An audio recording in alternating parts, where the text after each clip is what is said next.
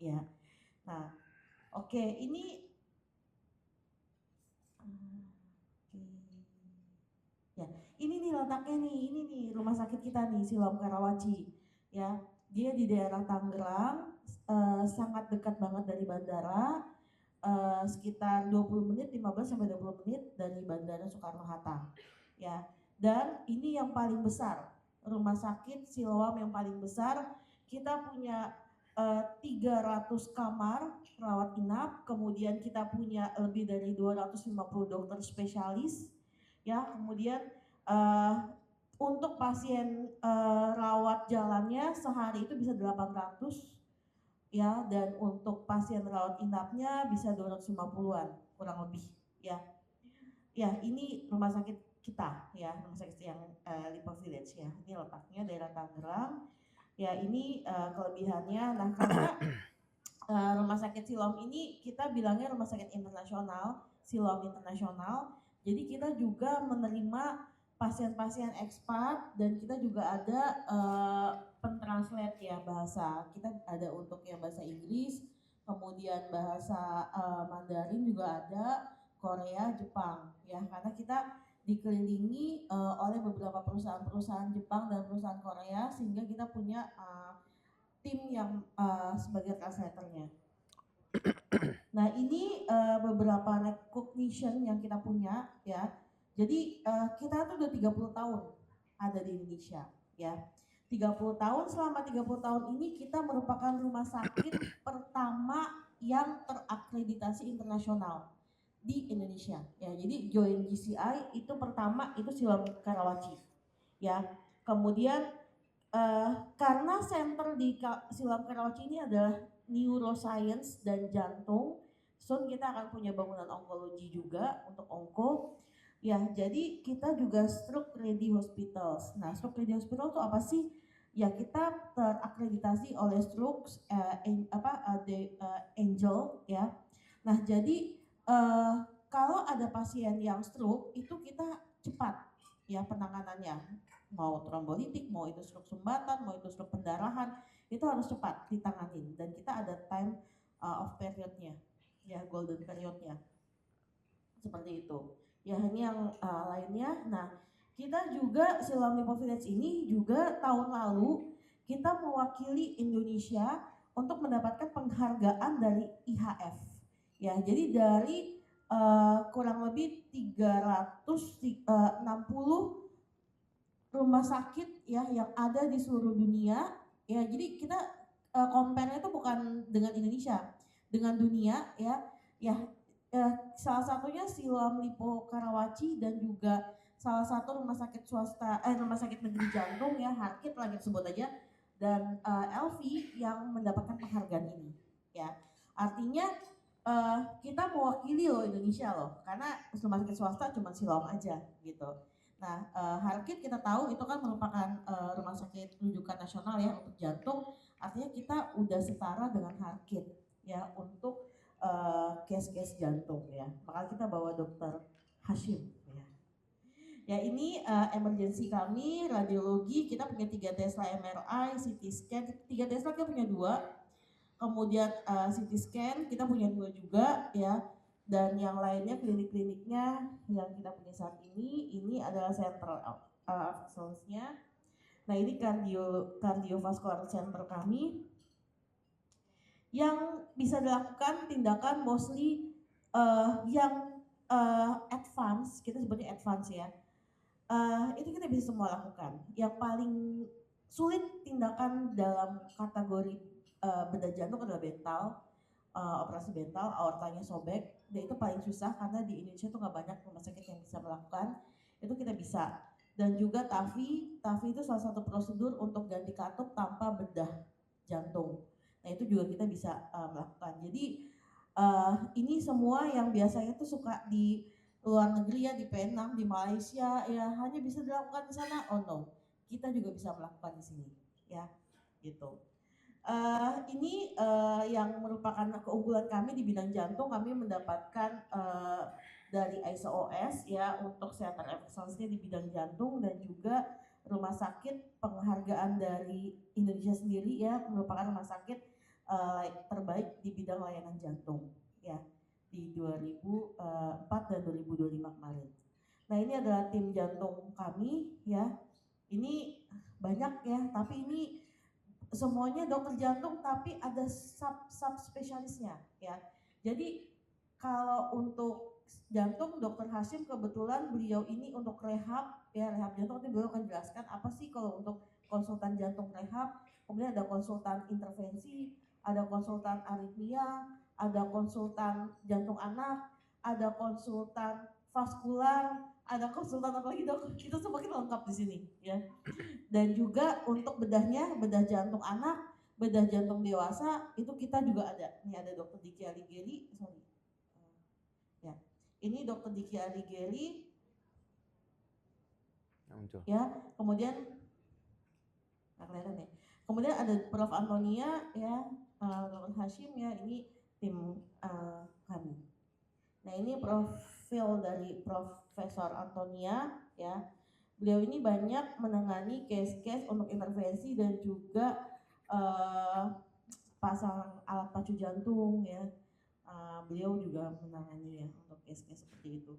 Ini Dokter Diki, beliau ini juga kita sebutnya Master Aorta dan juga banyak menangani case-case untuk bedah jantung, baik itu bedah jantungnya bypass. Nah sekarang tuh yang lagi hits adalah minimal invasive surgery. Jadi kalau pasien yang sumbatannya lebih dari 3 biasanya tuh dari asuransi menyarankan adalah untuk bypass. Nah ketika disuruh bypass pasien takut, aduh bypass gimana nih dibelah dada nanti di ICU segala macam gini-gini nih, udah pada kabur tuh biasanya tuh nggak balik lagi, takut ya. Nah kita ada tindakan yang tanpa bedah dada ya, jadi lewat samping ketiak nanti dokter Hashim yang akan jelaskan. Nah itu recovery-nya cepat, hanya 3-5 hari ya. Nah nanti dokter Hashim yang akan menjelaskan, ini dokter kita ya, yang hari ini akan menjelaskannya. Kemudian ini yang kita, kemudian berikutnya neuroscience.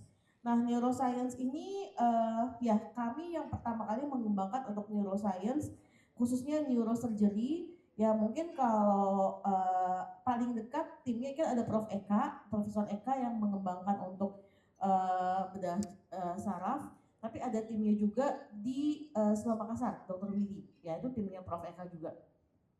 Nah ini yang tindakan kita bisa lakukan macam-macam. Kita punya alat namanya Gamma Knife. Di Indonesia itu yang punya cuma Siloam Karawaci. Jadi kalau misalnya ada tumor otak masih kecil, nggak harus dibedah, tinggal di sinar gamma itu bisa hilang. Nah namanya Gamma Knife, alatnya itu adanya hanya di Siloam Karawaci. Kemudian kita juga bisa melakukan tindakan tanpa pembedahan untuk tumor hipofiser di sudut dan hidung. Kemudian awake brain surgery kita juga melakukan di operasi dalam keadaan sadar ya, jadi kepalanya di black nih, tapi dia sadar ya, dia bisa main game, dia bisa makan ya, itu ada ya, kita bisa melakukan juga ya. Kemudian DBS pasien-pasien Parkinson itu juga kita bisa. Jadi yang advance-nya di sini kita lakukan. Ini ada profesor kami, Profesor Eka, beliau guru besar ya. Kemudian ini ada Prof Julius, Profesor Julius, beliau juga guru besar. Beliau banyak menangani case-case tumor otak ya. Banyak kasusnya sekarang ya, sehari itu Profesor Julius itu operasi bisa 3 pasien tumor otak ya gitu. Kemudian ini ada Profesor Yusak, beliau neurologi ya, menangani case pain management ya biasanya beliau, dan ini adalah timnya ya. Ini juga masing-masing sub ya, sub semua ya, ada dokter Roxy movement disorder ya, kemudian ada dokter balik lagi, ada dokter Evelyn ya untuk DSA ya, ya ini timnya semua. Nah ini yang tadi saya bilang ini deep brain stimulation, kita juga untuk spine surgery ya juga melakukan di sini ya. Kemudian soon adalah onkologi. Onkologi ini juga salah satu yang lagi kita kembangkan ya. Kenapa? Kalau Bapak Ibu ini pasti semua di sini suka main TikTok, main Instagram ya, lihat katanya Jakarta darurat cancer, kasusnya banyak ya. Tadi lihat di Prudential ya bilang ada beberapa testimoni dari baik nasabah maupun agent ya, karena case cancer memang lagi tinggi banget di Jakarta. Nah ini di Tangerang ya kita lagi mengembangkan, kita lagi bangun satu gedung lagi khusus untuk onkologi, dan kita lagi ngembangin beberapa dokter-dokter ya, salah satunya kita membawa dokter dari luar untuk praktek di Indonesia, khususnya di Siloam. Tadinya dokternya prakteknya di UK, di Royal College di Inggris ya, beliau 15 tahun praktek di sana, kemudian beliau balik ke Indonesia untuk mengembangkan onkologi di sini. Ini Dokter Suyanto namanya gitu. Nah ini timnya ya, kita punya onko paru, kemudian obgyn onko, kemudian hematologi onkologi, kemudian pediatrik onkologi ya, obgyn pediatrik onkologi untuk anak ya, kemudian ya dan lainnya. Di sini kita lengkap. Ya, jadi mungkin kalau dari saya take home message-nya adalah bahwa Bapak Ibu di sini di Palu kalau misalnya punya mau tanya mengenai layanan yang baik untuk rumah sakit, nggak usah lah jauh-jauh keluar di Indonesia, khususnya di Jakarta, di Tangerang, kita punya rumah sakit yang lengkap juga. Ya, standarnya nggak kalah kok sama Penang, sama Malaysia ya. Kita udah 30 tahun berdiri di Indonesia ya, dokter kami juga dokter-dokter yang top yang sering keluar negeri juga memberikan pengajaran ya. Kemudian kami juga bekerja sama dengan Prudential, kami priority hospitals ya, jadi layanan cashless.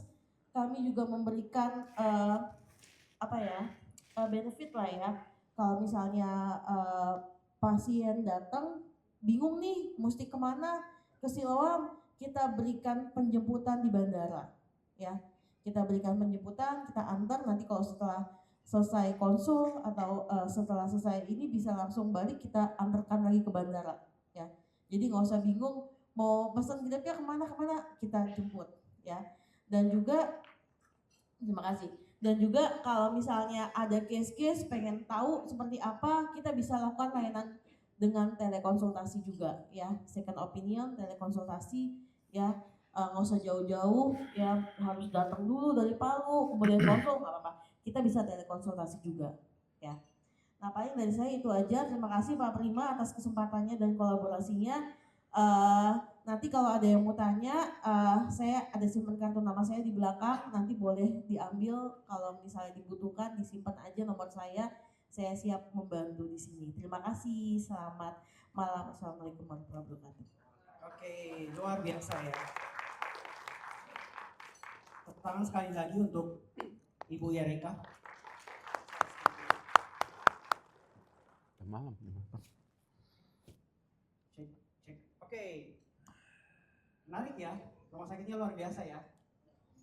Nah, tapi saya mau tahu nih, kita bagi-bagi hadiah dulu, boleh nggak ya? Nah, kita mau tahu siapa aja nih yang menyimak ya. Nah, pertanyaannya, yang pertama langsung angkat tangan ya. Kalau misalnya udah mau jawab, jangan jawab duluan, baru angkat tangan. Sudah berapa tahun Siloam LV berdiri? 30 tahun. 30 tahun. Gimana Mbak Erika? Oke, ini hadiahnya. Oh. Semua hadiah? Masih mau? Aduh. Sedikit sekali yang mau ya. Udah jam 8. Oke. Kita bagi satu lagi. Pertanyaan yang kedua. Ada berapa Siloam di Indonesia? Belakang lagi ya. Berapa?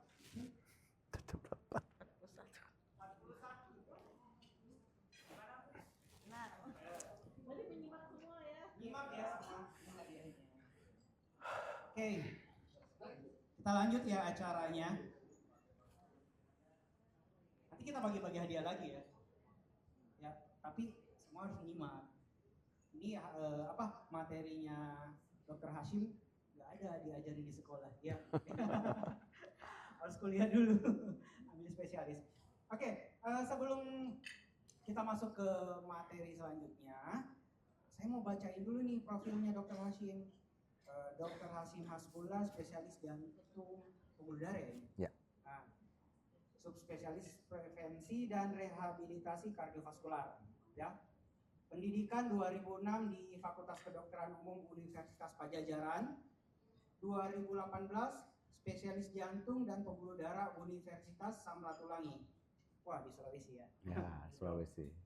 Kemudian 2025 fellowship prevensi dan rehabilitasi kardiovaskular Rumah Sakit Jantung dan Pembuluh Darah Harapan Kita.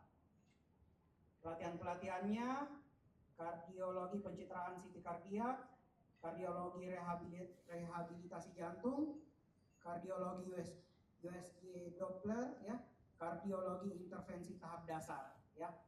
Kemudian pengalaman 2019 sampai sekarang dokter spesialis jantung dan pembuluh darah Silom Bekasi ya? Ya. Di profilnya.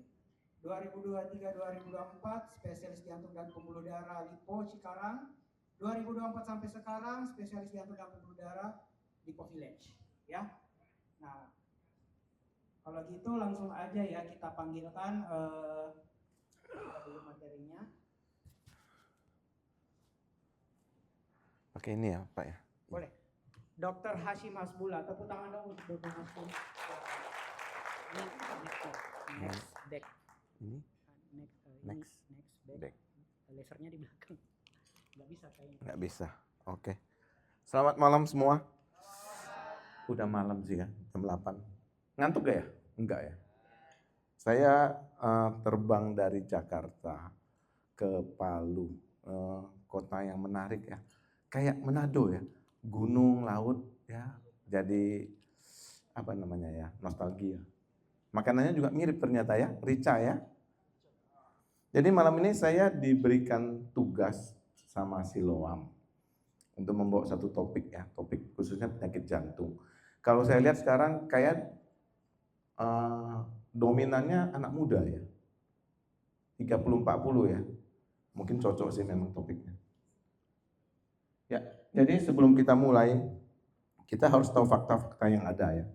Ternyata 1 dari 4 orang di Indonesia itu beresiko serangan jantung, ya, terkena penyakit jantung. Pasien termuda saya usia 28 tahun. Kayaknya di sini rata-rata ada yang 28 tahun ke atas ya. Dia terkena serangan jantung, merokok ya. Kemudian ternyata sebanyak 650.000 nyawa melayang setiap tahun di Indonesia karena jantung. Jadi kita harus tahu, jantung sampai saat ini dari tahun 2010 sampai sekarang 2026, dia tuh tetap juara 1. Juara 1 untuk apa? Nah betul, juara 1 ya. 80% padahal kasusnya bisa dicegah.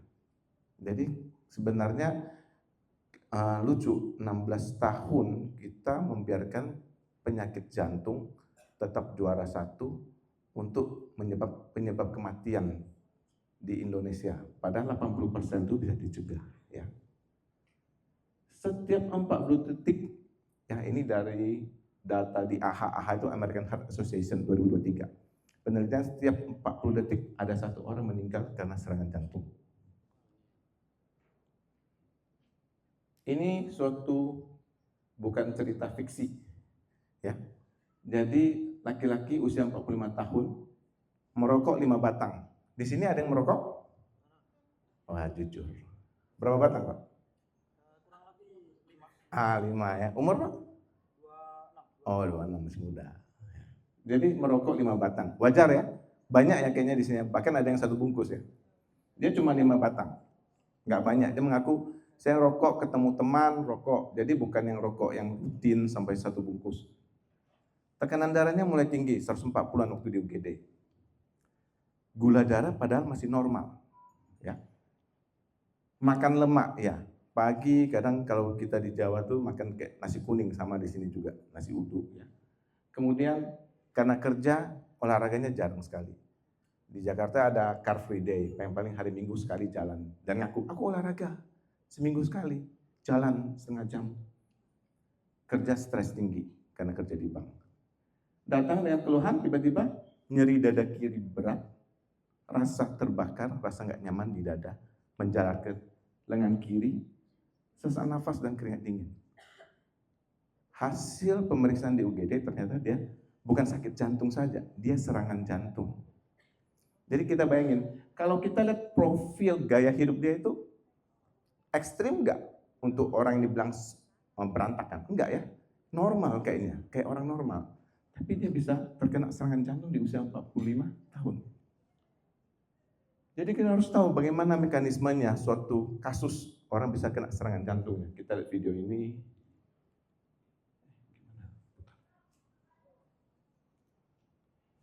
Bisa sebentar ya. Jadi harus tahu, dari usia 20 tahun aja sebenarnya sudah terjadi suatu proses namanya aterogenesis, di mana pembuluh darah kita sebagai selang itu mulai lama-lama terbentuk plak. Kalau kita bilang plak itu seperti lumut. Bisa? Jadi kalau kita bicara ini aliran darah normal. Semakin berjalannya tahun, kita merasa sehat, kita masih main futsal, pedal, sehat. Lama-lama penyumbatan bertambah. Bahkan tadi ada di gambar sampai 70% penyumbatan, dan ini kenyataan banyak di kasus kita. Kita banyak dapat kasus haji ya. Jadi harus kita ketahui ya, tahun lalu Indonesia itu penyumbang nomor 1 angka kematian haji. Makanya tahun ini pemerintah mengharuskan semua yang naik haji, jika ada darah tinggi, usia tua, harus kontrol ke jantung. Dan banyak kita dapatkan pas orang-orang yang screening, yang mengaku sehat, yang kuat jalan, ternyata di screening sudah ada penyumbatan 60%, 70% tanpa dia sadari. Itu sebabnya mengapa kita pasti sering lihat kita punya tetangga sehat, besok masjid ngomong. Itu kejadian nyata ya. Jadi kita harus tahu, serangan jantung sendiri ada 3 macam. Makanya kok Bapak itu kok dibilang serangan kok aman. Kok ada yang gak sampai rumah sakit bahkan. Kok ada yang di ICU. Jadi ada 3 macam sebenarnya. Jadi ada namanya unstable angina, STEMI, dan STEMI. Jadi 3 mekanisme ini berbeda. Jika terjadi unstable angina, artinya apa? Penyumbatannya itu mulai menyebabkan aliran darahnya pelan, sehingga otot jantungnya kurang. Masih jalan tapi alirannya. Itu dia nyeri dada. Keringat dingin bisa. Tapi begitu istirahat, dia enakan. Kemudian, masuk angin. Tapi kalau dibiarkan berlarut-larut, penyumbatannya resikonya bisa makin ketat. Nah, dia berkembang. Aliran darahnya sangat pelan sampai otot jantungnya cedera. Nah, yang terakhir yang kita lihat tadi di video, penyumbatan itu lama-lama bisa karena proses kita habis olahraga, kurang minum, sakit, penyumbatan itu bisa pecah. Begitu pecah terjadilah penyumbatan total. Nah kita harus bahas lagi penyumbatan total. Kok saya serangan jantung bisa ke UGD masih oke, dikasih obat enakan. Kok ada yang tidak sempat? Kembali lagi, kalau kita bicara pembuluh darah itu seperti selang. Selang itu berarti ada pangkal, ada ujung. Jika kita kena penyumbatan di ujung, berarti yang terkena imbasnya sedikit. Dia akan mengeluh nyeri. Gak enak. Dikasih obat di UGD enakan. Minta pulang. Banyak begitu. Jika kena di tengah, berarti area yang tidak terkena aliran darah makin luas. Dia pasti masih ICU. Jika kena di pangkal, itu berbeda. Kita nggak akan bertemu di UGD. Itu sebabnya kita bilang, kenapa saya ngambil prevensi? Karena ya itu, banyak orang masih menganggap serangan jantung pasang ring aman. Ya kan? Anda tidak bisa meyakinkan diri Anda posisi penyumbatan Anda di mana. Sampai saat ini saya yakin sekeliling ini sudah ada yang pernah mengetahui belum tubuh dia ada masalah atau enggak penyumbatan? Nggak ada yang tahu. Itu dia. Karena tidak gejala, ya. Jadi sekarang harus diketahui, sebenarnya penyakit jantung ini resikonya ke siapa saja? Kita semua termasuk saya, ya. Jadi harus tahu, ada namanya resiko yang bisa diubah dan tidak bisa diubah. Dari penelitian, ketika laki-laki di atas 45, tanpa Anda memiliki penyakit apapun, resiko Anda sudah mulai ada. Karena proses terjadinya penyumbatan itu sebenarnya dari usia 20 tahunan. Tinggal Anda ingin meyakinkan penyumbatan itu muncul secepat itu, dan arti kata cepat itu, ada yang dalam 10% penyumbatan, kontrol lagi 3 tahun, karena usia 30-an, naik jadi 60%. Ada orang yang penyumbatan 10%, 3 tahun lagi masih 10%. Itu kembali ke kita. Jadi dengan berjalannya usia aja resikonya bertambah. Ya. Jenis kelamin laki-laki ternyata memiliki resiko lebih tinggi daripada wanita. Maaf. Tuhan adil. Bingung ya kok Tuhan adil ya. Jadi wanita itu ada hormon apa? Estrogen. Estrogen itu ada hormon protektif. Jadi selama wanita masih bisa mengandung, hampir dipastikan dia diproteksi. Makanya kejadian wanita hamil serangan jantung sangat sedikit.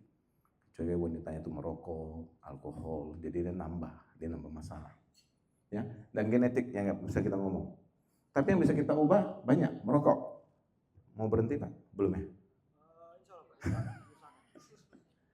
Merokok, tekanan darah tinggi, gula darah tinggi, kolesterol, malas bergerak, dan stres. Itu bisa kita perbaiki nggak? Bisa. Jadi dengan kita memperbaiki ini sebenarnya risiko kita kena jantung turun. Itu dia ya. Jadi 5 langkah, coba stop merokok Pak ya. Mulai bergerak, kalau dari WHO dibilang gerak itu sebenarnya minimal sekali bergerak 30 menit, bukan satu harian 30 menit, itu nggak dianggap. Jadi Anda jalan 30 menit per kali jalan, setiap hari minimal seminggu 5 kali, ya itu dari WHO. Kurangin minyak, ya, kurangin makanan-makanan. Tadi di sini cukup banyak ya, ikannya digoreng semua, bihun goreng, ya. Faktor risiko, kalau dari banyak jurnal, tensi itu sebenarnya idealnya dari usia 20 tahun Anda udah mulai tensi. Ya. Cek gula, itu soalnya faktor risiko seperti itu udah harus mulai kita kontrol. Dan ingat, itu bisa dikontrol, tinggal kita mau atau tidak. Ya. Dan sebisa mungkin medical check up. Karena itu kenyataan yang kita temukan, bahwa banyak yang simple kayak tadi saya bilang, itu kasusnya yang haji. Mereka sehat. Tensinya 140. Ada yang merokok. Dia disuruh ke dokter jantung. Memang nggak banyak, ya bukan nggak banyak ya. Dari total kira-kira 30% ternyata sudah ada bibit untuk sakit jantung. Jadi kenali tanda-tanda bahaya. Nyeri dada, sesak nafas, nyeri menjalar. Saya pernah juga termasuk instruktur untuk dokter umum untuk masalah penyakit jantung. Jadi saya selalu mengajarkan ke dokter umum, jika Anda mengeluh nyeri ulu hati, itu nyeri apa itu biasanya? Lambung ya, asam lambung. Banyak sekali nyeri ulu hati, asam lambung. Boleh, saya nggak menyalahkan itu. Tapi Anda harus meyakinkan, saya mengajar ke dokter umum. Emang pasiennya memang pasien penderita lambung? Emang ada riwayat atau tidak? Jangan setiap pasien datang nyeri ulu hati, Anda judge itu asam lambung, padahal dia nggak pernah sakit emah sebelumnya. Dia tidak ada pencetus, tidak habis makan pedas, tidak habis santai-santai lagi nonton TV, tidak ada keluhan, tiba-tiba lambungnya sakit. Which is, saya selalu tegur, karena kita terlalu meremehkan, pemeriksaan kita nggak lengkap, Anda ke fasilitas kesehatan yang tidak lengkap, jadi semua dokter hampir rata, wah asam lambung aja udah. Padahal pasien jantung, ketika serangan pun, Anda suruh dia berbaring, Anda kasih oksigen sedikit, dia akan enakan. Kenapa? Dengan kita berbaring dan kasih oksigen, beban jantung kita turun. Otomatis rasa nyerinya membaik sedikit. Dan dokter umumnya mengira karena sudah suntik obat mah enakan. Dan pulang sampai rumah kok masih sakit. Besok pagi balik ke UGD, gawat dia, ya. Jadi ingat, setiap menit otot jantung itu mati. Setiap ada gejala seperti itu, saya menyarankan, apalagi jika kita memiliki faktor risiko. Anda merokok, maaf, Anda ada darah tinggi, gula Anda mulai tinggi, kolesterol Anda tinggi, kemudian Anda nyeri dada, kemudian dikerok dikit enakan, terus Anda bilang masuk angin, salah, konyol. Ya. Sudah saatnya kita berpikir lebih dalam mengenai kondisi.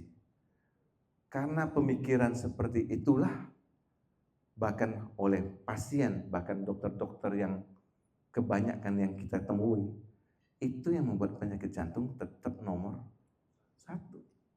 Jadi sampai sekarang saya akui, dari saya dokter umum, ketika kita bilang pasien jantung usia 50 tahun, itu pun jarang ya. Biasanya 60. 40 sangat jarang, nggak pernah ada. Saya melaporkan pasien serangan jantung 40, saya kena ketok sama dokter spesialis jantung saya waktu dulu. Tapi sekarang 30 itu kacang goreng. 40 lebih parah. Ya, 20 masih jarang, tapi sudah mulai ada kasus. Prinsipnya Anda menumpuk segala sesuatu. Kolesterol, kita tahu gaya makan sekarang bagaimana? Kita tahu ya. Ke mall semua bawa kopi. Jadi percaya, gaya makan zaman sekarang ini yang membuat penyakit jantung mulai shifting dari usia 50, 60, 40, 30, 20. Bahkan di Jakarta sempat heboh, anak-anak gagal ginjal, anak-anak diabetes. Ya iya, kita banyak kan sekarang diserang oleh makanan es krim murah gitu ya. Jadi ketika Anda serangan jantung, jadi kita mulai ke topik yang ini. Ada 3 hal, pasti obat-obatan dulu. Ya. Ketika datang UGD, ya ketahuan serangan jantung, Anda harus dikasih obat-obatan. Ada pengencer darah dan lain-lainnya semua itu. Kemudian ada, jika ternyata memang jelas itu serangan jantung, ada 2 alternatif yang kita bisa lakukan. Satu yaitu tindakan, yaitu namanya pasang ring. Dok, kenapa harus semua pasien jantung dipasang ring? Kenapa serangan jantung harus pasang ring? Prinsipnya alirannya harus kita buka. Karena kalau kita biarkan, sama seperti kita punya pohon, kita anggap aja kita punya pohon. Di sini kan hasil bumi banyak ya. Irigasinya jelek. Kalau kita biarkan, kira-kira 1 bulan lagi pohon itu jadi apa? Kering, mati. Itu dia. Makanya itu ada namanya pasang ring, pasang stand. Pasang stand, kemudian pilihan kedua adalah operasi bypass. Ya. Ini contohnya boleh dijalankan. Pasang ring itu suatu tindakan yang sudah lumrah, tidak aneh, hampir terjadi di semua kota di Indonesia, di luar negeri. Ya. Prinsipnya, ya, kita hanya membuka sumbatan karena kita butuh aliran kembali ke jantung. Prosedur yang sangat sederhana, ya. Tidak ada operasi, tidak bius, pasiennya bahkan sadar, ya. Rawat inap kadang 1 hari 2 hari pulang, ya, kecuali serangan jantung ya, kembali kerja dalam 1 minggu, ya. Tapi ternyata dengan kasus-kasus sekarang, merokok, gula tinggi, saya rata-rata kalau dicek ini pasti ada orang mulai pradiabetik tidak tahu. Gula ada 110, 105, tidak ada gejala. Itu ada gejala pradiabetik. Kondisi itu menyebabkan apa? Penyumbatan jarang di 1 titik. Bahkan banyak di beberapa titik. Pembuluh darah jantung itu ada 3 cabang.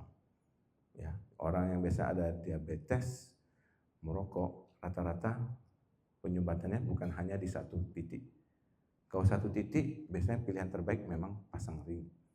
Tapi kalau 3 titik, seperti Ibu Erika tadi bilang, asuransi bilang, no, bypass. Nah kalau kita dengar bypass, Udah stres ya. Ya. Jadi kapan seorang pasien tuh akhirnya kita bilang harus bypass? Jika penyumbatan umumnya banyak di banyak posisi, lokasi, di 3 pembuluh darah jantung, ya. Biasanya jika gulanya tinggi, pilihan terbaik lebih baik bypass. Karena jika gula darah tinggi, orang pasang ring dan tidak terkontrol, ringnya pasti buntu lagi. Makanya pasti sering dengar, kok pasang ring lagi? 2 tahun pasang ring lagi, 3 tahun pasang ring lagi. Itu dia. Ya. Kemudian jika sumbatannya itu total, keras, tidak bisa ditembus oleh wire tadi. Kan tadi kita lihat ya, harus ada selang dulu, harus ada wire yang tembus dulu, baru bisa dikirimkan balon dan ringnya. Kalau sudah saking kerasnya, nggak bisa tembus, pilihan terbaik adalah bypass. Ya, atau ya kemampuan dokter pasang ring setiap rumah sakit berbeda. Ada yang gagal, ada yang berhasil. Ya, pada prinsipnya pilihan terbaik adalah bypass. Maka karena perkembangan zaman, jadi kita tahu kalau bypass tuh yang namanya juga bypass, memasang pembuluh darah dari dada atau dari tangan atau dari kaki nyambung ke pembuluh darah jantung. Ya, jadi otomatis mekanismenya harus dibelah, digergaji, dibuka, jantungnya dipindahin, diangkat dikit. Jadi suatu mekanisme yang cukup kompleks yang biasanya untuk pasien bisa kembali beraktivitas maksimal paling sedikit 3 bulan. Ya wajar ya. Kita sakit usus buntu aja mungkin seminggu 2 minggu ya, kecil kayak gitu. Apalagi tulang kita dibelah 2. Itu dia. Ya. Makanya muncul namanya minimal invasif yang tadi dibilang sama Bu Erika. Ya. Ini yang mau saya jelaskan. Ini yang memberikan angin segar ke semua pasien jantung, terutama yang tua. Kalau kita bicara udah usia 60, disuruh bypass, pasti ngomongnya apa? Udah tua deh, jangan. Jadi kita sebenarnya dengan kita berkata seperti itu, kita sudah mematikan masa depan orang tua kita. Dia nggak bisa bypass, nggak bisa diobati. Dengan kondisi penyumbatan di mana-mana, makin lama jantungnya makin lemah. Aktivitasnya dari yang sholat bisa, lama-lama sholat duduk, lama-lama bahkan kualitas hidupnya jelek. Makanya muncullah teknologi ini. Sayatannya sangat kecil, ya. Operasinya cuma di sela iga. Jadi nggak ada tulang yang dipatahkan. Hanya dia seset sela iga, dilebarkan, kemudian akses masuk dari sana. Ya. Tidak ada tulang dada yang digergaji. Pemulihannya rata-rata 5 hari. Rawat inap pulang. Ya. Jadi kalau kita lihat video ini, yang kanan adalah konvensional belah dada, yang kiri adalah yang lewat iga. Ya. Jadi kalau yang kanan itu harus kita belah. Kalau yang sebelah itu cukup kita sayat sebesar titik merah itu, mekanismenya semua sama. Setelah itu sama.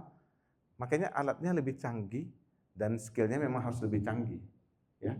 Jadi kita perbedaannya, satu sayatannya mengalahkan preman Hercules. Jadi kalau saya suka bilang, orang yang sudah bypass bilang, Anda sekarang lebih preman dari preman di Indonesia. Belum ada yang orang yang dibacok di dada. Ya. Oke, selanjutnya.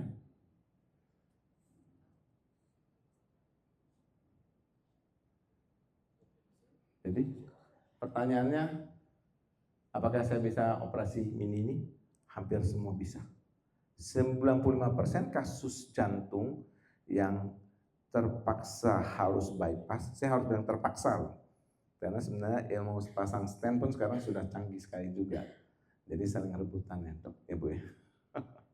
Ya. Jadi penyumbatan 1-2 pembuluh darah, ya, pompa jantung masih baik, ya. Jadi ingin luka kecil atau enggak untuk orang tua yang tulang dadanya sudah rapuh, pilihan terbaik adalah operasi mini tadi itu, ya.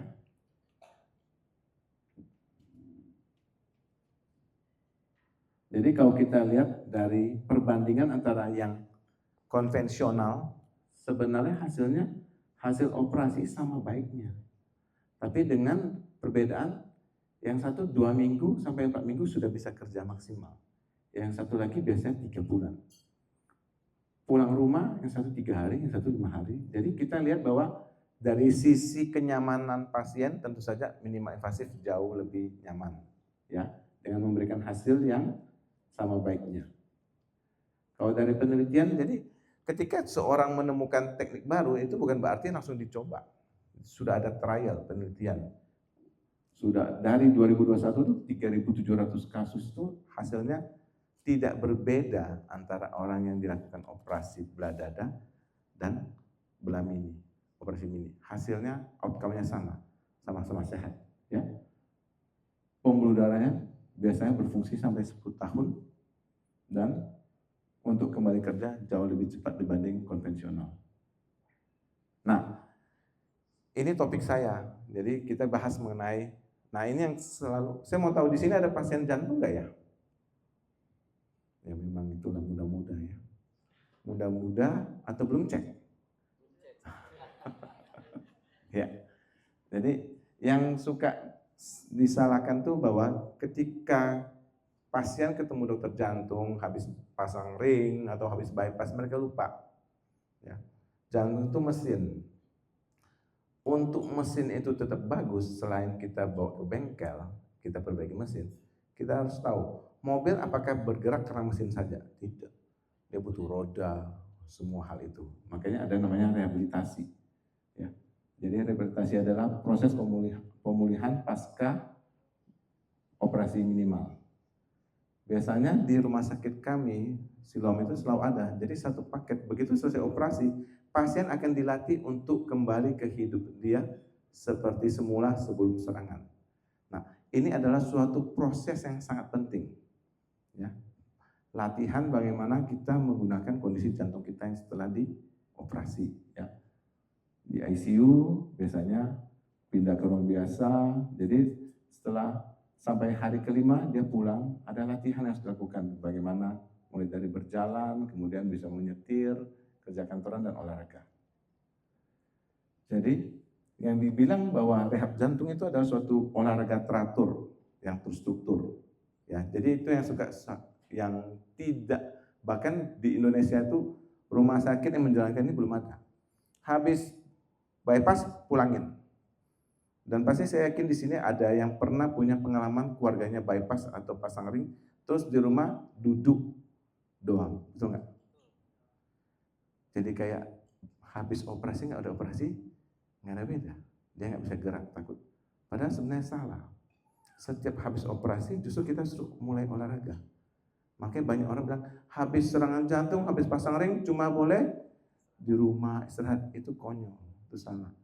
Saya selalu bilang ke pasien saya, Anda datang ke saya, Anda sudah kita bypass. Sama kayak mobil Anda baru pulang dari bengkel. Pulang dari bengkel, Anda taruh di rumah. Ya enggak, Anda harus mulai, ya pakai, panasin, latihan. Ya. Jadi latihannya itu selalu, bahkan sampai seumur hidup. Ya. Mulai dari latihan, pola makan yang benar. Karena satu paket, ketika kita minum obat, pola makan tidak diubah, hasilnya pasang ring lagi, hasilnya bypass lagi ada. Itu kenyataan, ya. Jadi dari penelitian orang yang sudah mulai berubah kelihatan ya antara yang gaya hidup sehat dengan gaya hidup tidak sehat. Setelah mau bypass pun, setelah tahun ketiga aja sudah kelihatan berbeda, turun dia. Ya. Jadi yang menentukan keberhasilan adalah satu, bukan cuma pasang ring, bukan cuma bypass, bukan cuma obat. Anda harus melakukan semua hal itu, berhenti merokok, olahraga rutin, mulai belajar makan sehat, dan kontrol rutin. Nah ini mitos atau fakta, kita lihat ya. Kalau sudah operasi bypass berarti sudah sembuh total, tidak perlu obat-obatan. Mitos pasti. Walaupun banyak ternyata yang nggak tahu. Ya.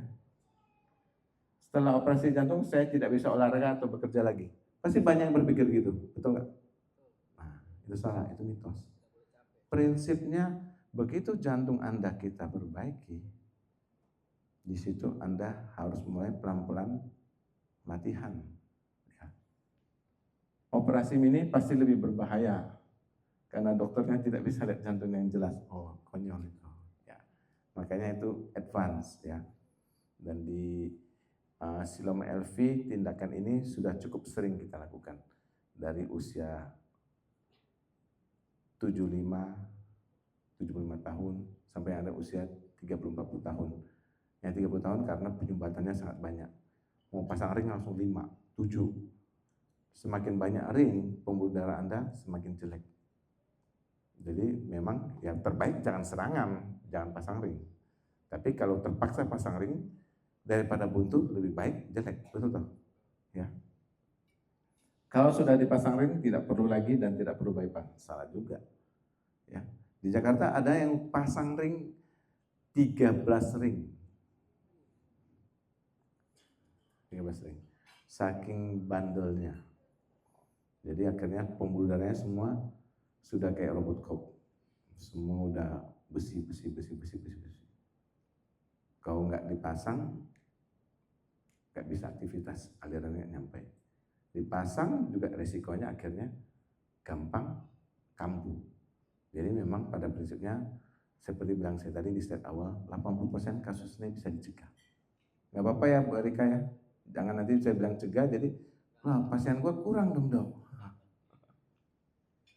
Fakta, penyakit jantung koroner masih ada, obat harus minum seumur hidup. Betul. Jadi ketika Anda kena serangan jantung ataupun saya maaf, ketika Anda ada penyumbatan ya dan Anda pasang ring, Anda harus minum obat pengencer darah, obat kolesterol seumur hidup. Kenapa? Karena morfologi atau struktur pembuluh darah Anda sudah berubah. Ketika Anda stop, jangan tumbuh di tempat lain. Anda stop, jangan tumbuh di tempat lain. Itu dia. Makanya jangan, untuk yang muda-muda, mulai screening, jika Anda aman, jaga dengan sehat, jangan kena penyakit ini. Ya. Kebanyakan pasien kembali kerja bersepeda, bahkan naik gunung, betul sekali. Pasien saya masuk Kompas, masuk Tempo, usia sekarang 77 tahun, bypass, dan dia cyclist. Dia masih naik sepeda, kalau ke Eropa dia bawa sepeda, pokoknya dia masih naik sepeda, masih olahraga ekstrim. Kemudian ada barusan masuk di TikTok, habis pasang ring, kemudian ikut maraton. Berhasil. Jadi langsung bilang terima kasih dokter bisa maraton. Jadi itu yang harus saya jelaskan bahwa ketika seorang pasien ketemu dokter jantung, Anda bukan kami pasang ring, Anda kami kembalikan ke hidup sebelum Anda serangan. Salah satu cara dengan obat dan misalnya memang harus pasang ring atau bypass, ya kita harus lakukan. Tapi setelah itu, harapan kami selalu, Anda latihan pola hidup sehat, maka hidup Anda, percayalah, Anda akan kembali seperti Anda belum sakit. Ya. Dengan kamera khusus, alat canggih, visibilitas sama baiknya, betul. Ya. Stent dan bypass bukan pesaing, sangat betul. Stent kapan digunakan, ring kapan digunakan, ada. Kondisinya bagaimana, dan bypass juga ada. Jadi bukan berarti, bypass aja deh, ring aja deh, enggak. Setiap kondisi penyumbatan di pembuluh darah Anda menentukan kami untuk berdiskusi dalam tim. Jadi seperti yang kita lakukan di LV ya. Kalau di LV, dokter jantung dan dokter bedah jantung selalu duduk, ngobrol, ribut, bentak-bentakan. Ini mau diapain nih pasien ini? Jadi kita cari sampai solusi terbaik yang untuk pasien itu yang terbaik apa? Apakah saat itu cukup dengan ring aja atau harus langsung bypass? Jadi penyakit jantung bisa dicegah sangat betul. Jangan pernah mengatakan bapak saya sakit jantung, mak gua sakit jantung, gua sakit jantung. Konyol. Ya, karena kita harus tahu dari semua elemen tadi yang bisa dicegah dan tidak bisa dicegah, hampir semua bisa dicegah sebenarnya. Dan itu yang paling berkontribusi terhadap kita. Jika muncul bahaya, jangan tunggu, sangat betul. Ya. Jika Anda tidak ada sakit lambung, anggap tiba-tiba ulu hati perih, keringat dingin, pucat, jangan bilang, oh masuk angin, kerok. Salah. penyakit jantung, serangan jantung bukan kayak, di sini ada yang main game nggak ya? Pasti ada ya. Bukan game. Penyakit serangan jantung tuh nggak seperti kita main game, gagal, ulang lagi dong. Enggak. Kalau Anda begitu kena serangan, dan Anda nggak tahu penyumbatan Anda di pangkal atau di ujung, nobody knows. Begitu kenanya di pangkal, mulai mau menutup, keringat dingin udah pucat, Anda tunggu kisah hidup Anda selesai. Bersyukur jika penyumbatannya di ujung. Banyak, kita banyak dapat kasus. Keringat dingin, pucat, ya kan? Besoknya baru ke poli jantung. Terus kita lihat, kamu ngapain emang kemarin? Iya, nyeri dada kering dikerok, enakan. Kacau. Pada serangan. Dan untung masih bisa ketemu kita besoknya. Kenapa? Penyumbatannya di ujung. Anda hoki istilahnya. Ya. Setelah operasi mix, sebagian besar pasien pulang 3 hari. Ya, itu yang kita gaungkan. Di seluruh dunia sekarang hampir semua mekanisme operasi bedah jantung sudah minimal invasif. Ya, sudah sangat canggih. Jadi dan di Indonesia sendiri rumah sakit yang bisa melakukan itu tidak banyak. Dan untuk di rumah sakit Siloam sendiri itu bukan tindakan yang dalam tanda kutip advance, canggih, bukan. Itu tindakan rutin kami. Jadi bukan suatu yang seperti tindakan yang harus dipikirkan, bukan. Jadi sekarang minimal invasif itu bukan sesuatu yang wah lagi, sudah bisa dan sudah bisa dilakukan. Sayangnya di masyarakat belum banyak yang tahu. Ya. Serangan jantung karena pipa tersumbat ya, jelas. Bypass bisa dilakukan dengan sedotan kecil, operasi melalui pipa, gaya hidup jika tidak sehat tetap saja sia-sia. Ya. Sekian penjelasan saya sementara mengenai masalah jantung. Terima kasih. Oke, tepuk tangan untuk Dr. Hashim dong. Kita buka sesi tanya jawab dok ya, boleh ya? Ya. Oke, ada yang mau bertanya? Silakan.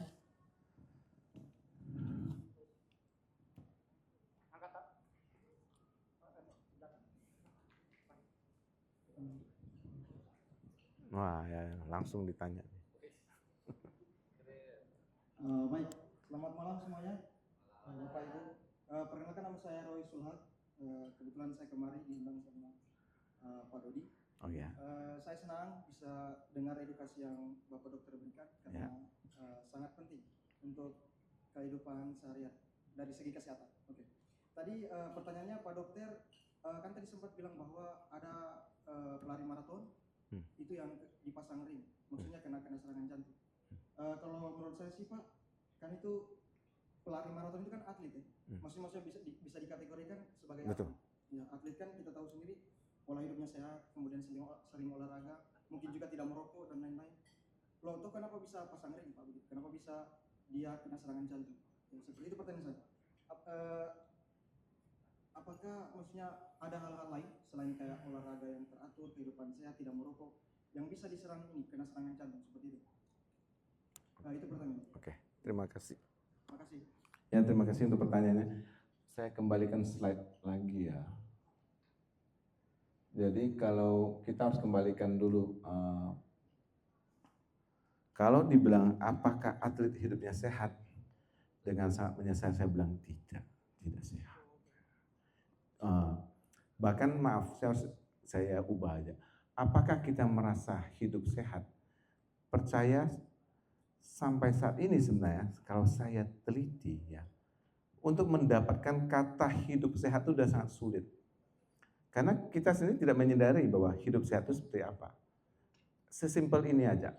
Kita akan berpikir kayak kasus tadi, kalau kayak gini yang, nah ini sih masih kelihatan ya ngerokok ya, makan lemak ya. Tapi ya kita bilang gini, kita refresh. Kita kerja sehari, bangun pagi, sarapannya apa? Nasi kuning. Nggak usah ngerokok, anggap aja nasi kuning. Sesimpel kita ngomong, saya makan nasi kuning tadi pagi. Komposisi nasi kuning apa? Dan kita nganggap, normal nggak makan nasi kuning di Palu? Normal sekali. Betul nggak? Normal sekali. Tapi kalau kita bicara secara kesehatan, Sebenarnya sudah tidak. Kita perlu tahu, kebutuhan garam satu hari untuk satu manusia itu tidak lebih dari 5 gram, 1 sendok teh satu hari. Dari makanan Anda, percaya, satu pagi Anda makan di luar itu lebih dari 1 sendok teh. Itu Anda udah over. Jadi memang untuk mengatakan hidup sehat ini sangat sulit sekarang. Karena itu sebabnya kenapa penyakit ini sekarang berubah ke penyakit anak muda. Karena kita nganggap bahwa pagi saya makan nasi kuning, minum teh manis, ya kan? Kemudian siang makan nasi soto, malam makan mie. 3 komposisi yang kita anggap makan normal ya, itu normal nggak? Nggak aneh loh. Saya nggak bilang makan gorengan loh. Saya belum bilang itu. Dengan gaya seperti itu aja Anda sudah berlebih sebenarnya. Memang kalau kita bicara ideal hidup sehat itu sulit, saya akui sulit. Ya, jadi kita harus berimbang. Makanya pilihannya tetap harus ada namanya olahraga. Kalau Anda jangan kita pagi udah jelas lemak, siang lemak, malam lemak yang kita anggap normal. Kayak hari ini mungkin makanan malam hari ini aja adalah kebutuhan garam, minyak, dan gula untuk satu hari. Ya, padahal dari pagi kita sudah makan, siang kita makan. Dan kalau kita bicara, tadi sih kalimatnya salah, Bapak salah mengerti. Maksud saya tadi itu ada pasien kita yang serangan jantung, ya. Kemudian setelah pasang ring, dia bisa hidup kembali kayak dulu, lari maraton. Jadi justru dia berubah jadi hidup sehat. Sebelumnya tidak maraton, ya. Jadi itu yang perlu kita jelasin. Jadi banyak parameter yang harus kita perbaiki. Jika Anda tidak bisa perbaiki itu, at least Anda harus screening, Anda harus tahu posisi Anda. Ya. Makanya kalau kita bicara penyakit jantung itu saya selalu sebagai dokter prevensi saya bilang screening. Anda harus tahu usia 40 tahun banyak, anggap aja banyak. Sudah tahu belum tensi Anda, gula Anda, kolesterol Anda? Jika Anda sudah ada kolesterol, sudah ada gula, sudah tahu belum di dalam ada plak atau tidak? Dan semua itu bisa dicari tahu sekarang. Makanya saya bilang penyakit ini bisa dicegah. Begitu Anda tahu pasien sudah ada plak 30%, apa yang harus Anda lakukan? Anda harus berubah. Merokok, maaf, stop. Setiap pagi harus teh manis, siang teh manis, kopi, ubah. Ya. Kolesterolnya bagaimana? Harus bagus. Ya itu dia. Oke, ada pertanyaan lain?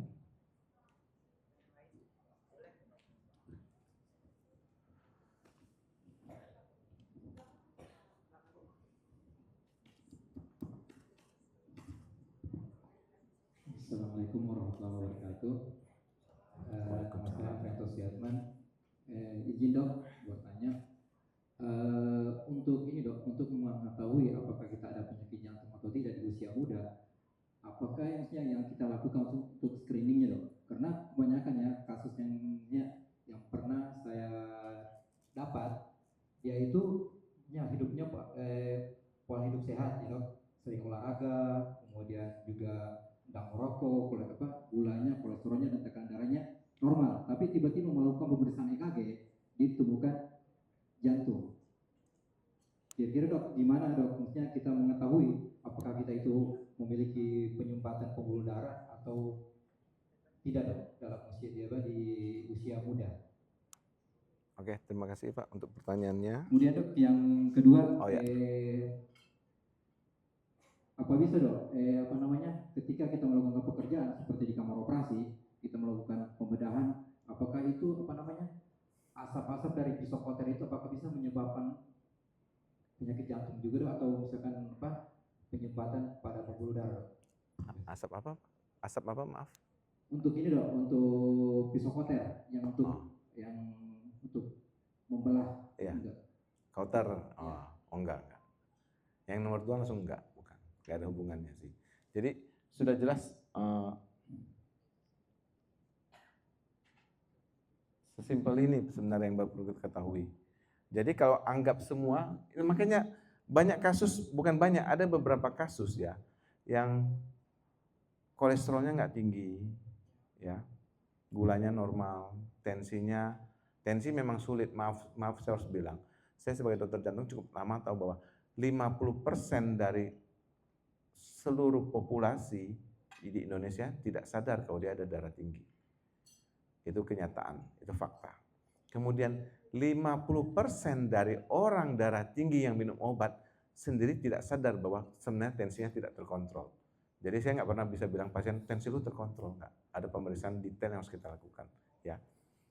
Tapi untuk kasus Bapak, kalau kita mau tahu screening apakah gimana, kita mau tahu kita ada sakit jantung atau enggak, at least jika kita bisa membersihkan ini, usia Anda masih muda, Anda bisa ada banyak pemeriksaan sebenarnya, modalitas, treadmill test, USG jantung, CT scan, ya itu yang memang selalu saya gaungkan ke semua orang usia 40 tahun, ya Anda harus periksa itu sebagai baseline.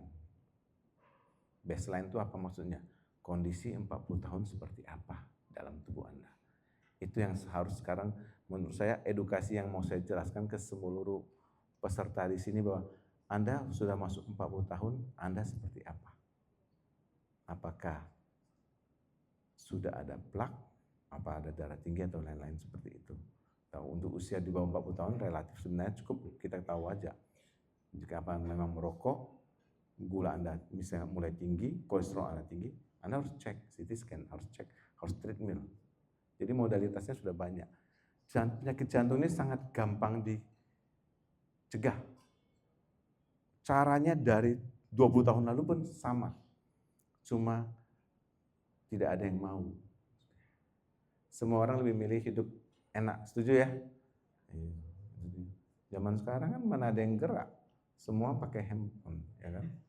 Datang semua. Ya, itu sih. Jadi ada pemeriksaan seperti treadmill test, kemudian USG jantung, CT scan jantung, semua itu gampang, hampir semua rumah sakit bisa. Ya. Ya, ada pertanyaan lain? Terima kasih banyak atas pertanyaannya. Perkenalkan, nama saya Junianti. Yang saya ingin tanyakan, di sini kan biasanya kita untuk berolahraga nih, kan misalkan kayak bulu tangkis ya. Yang saya ingin tanyakan, bagaimana cara mengukur batas aman detak jantung maksimal saat beraktivitas berat, Dok? Terima kasih. Nah, pertanyaannya, suka olahraga ya Bu ya? Jadi kalau kita bicara denyut jantung maksimal tuh rumusnya pasti sudah tahu ya kalau suka olahraga. 220 kurang umur. Itu adalah idealnya 220 kurang umur Anda. Kalau umur Anda bisa 30, berarti 220 kurang 30 berarti denyut jantung maksimal latihan Anda adalah 190. Itu kalau 100%. Itu kalau Anda mau jadi atlet.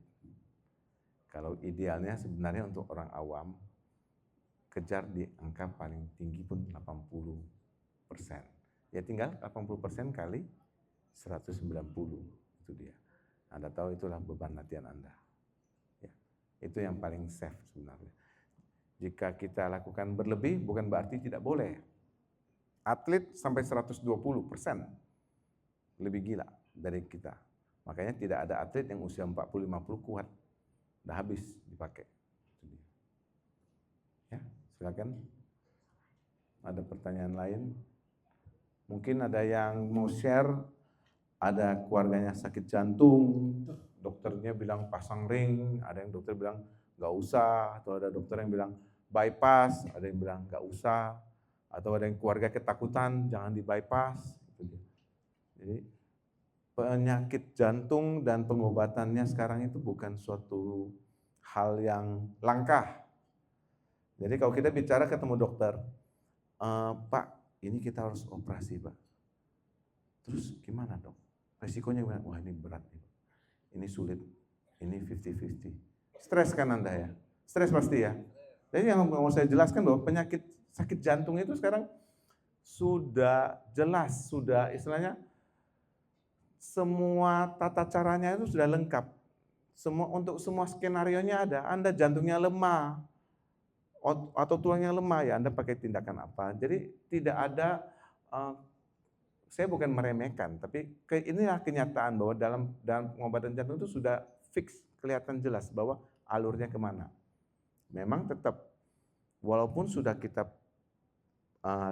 rencanakan dengan presisi, tetap pasti selalu ada faktor X. Ya, sama seperti kita pergi makan ikan mas, kita pikir enak, ternyata kita keselak, nggak ada yang minta.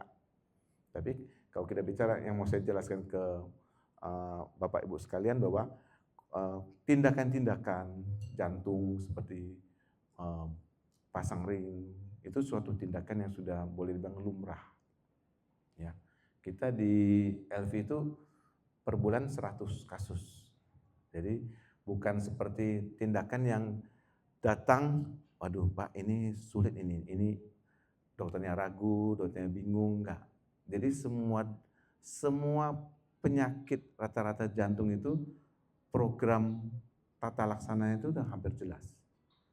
Kayak bypass, wah penyumbatannya ada 5 titik, udah buntu. Kalau mau pasang ring harus 5 ring, harus pakai bor. Ya, asuransi nggak cover, harus bypass. Bypass pun udah jelas lokasinya. Jadi semua itu sudah, sebelum tindakan itu perencanaan sudah dilakukan. Ya, pilihan terbaik. Bisa mix nggak, bisa minimal invasif nggak? Ada beberapa kondisi nggak bisa sebenarnya. Pada orang yang usia tua di mana pembuluh darah utamanya sudah pengapuran, itu nggak bisa pakai mix gitu. Kita nggak bisa minimal invasif, kita harus yang konvensional. Jadi ada beberapa, jadi semua persyaratan itu sudah jelas. Ya, jadi itu yang mau saya share ke Bapak Ibu bahwa tindakan kayak bypass ataupun minimal invasif itu bukan suatu hal yang kalau tetap digaungkan sih luar biasa ya Bu Erika ya. Tapi sebenarnya dalam praktek kita sehari-hari di sana itu adalah hal yang rutin kita lakukan ya, udah rutin itu dia.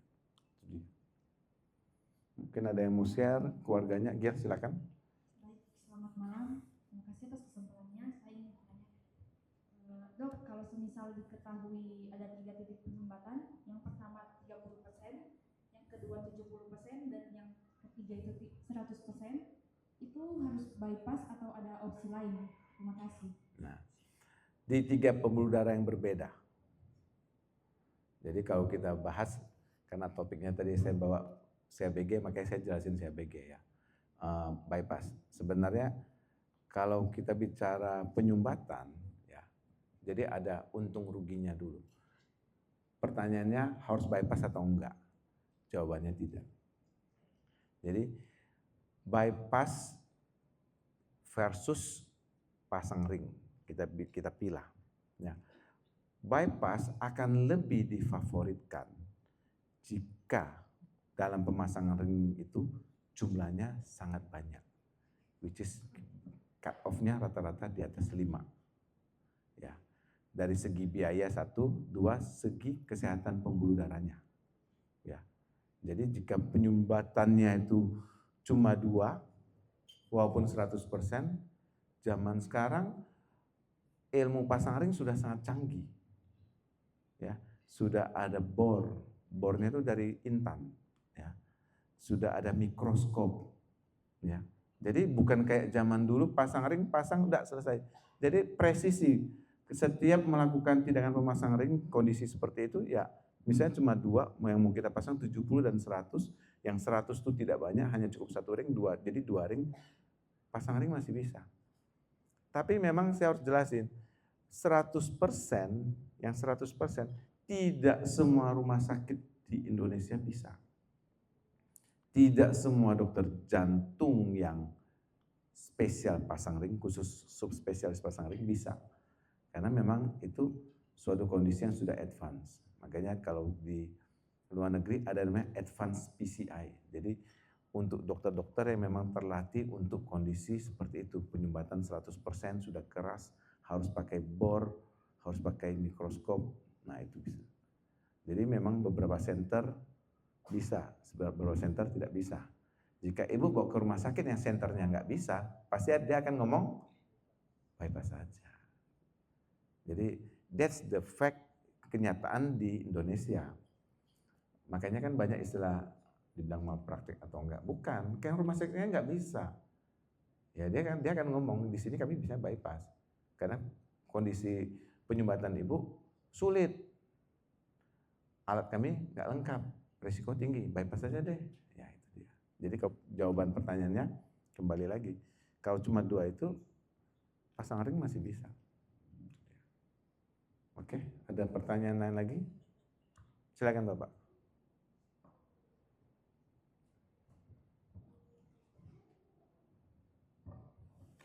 Terima kasih, selamat malam. Ini kemarin dok, saya punya keluarga nih, ada kena serangan jantung, sudah almarhum. Yang saya tanyakan di sini posisi kemarin itu dia sempat ke Makassar, coba atlet dan maraton. Cuma di posisi ketika pulang ke Palu dari kantor, terus habis salat maghrib, tiba-tiba hanya sakit dada, terus tiba-tiba udah meninggal. Terus di sini saya tanyakan, kita mau tahu dari untuk gejala kita sebagai kalau penyakit serangan jantung kita alami gimana dok? Sementara kemarin tidak ada tanda-tanda, sementara ada sehat-sehat dari pulang kantor hanya habis salat maghrib tiba-tiba hanya rasa sakit dada terus Meninggal ya.